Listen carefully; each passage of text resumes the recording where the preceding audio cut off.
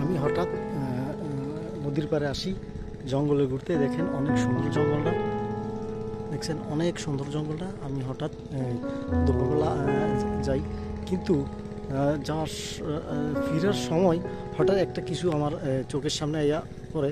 যেমন গাছের মধ্যে একটা কিছু আছে কালো, দেখেন খুবই গভীর কালো।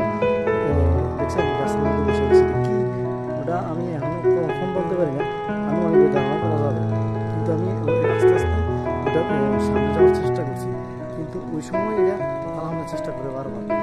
এত কালো ওটা কি, এরকম ধরনের কোন প্রজাতির কি সেটা আমার জানা নেই। যদি ওটা আপনাদের জানা থাকে তাহলে আমার অবশ্যই বলবেন।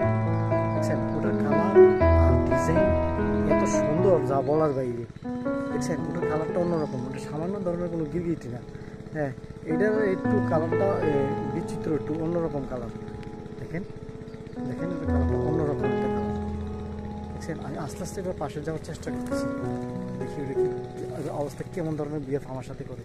কিন্তু আসলে এমন ধরনের গিরগিটি সহজে পাওয়া যায় না, দেখা যায় না।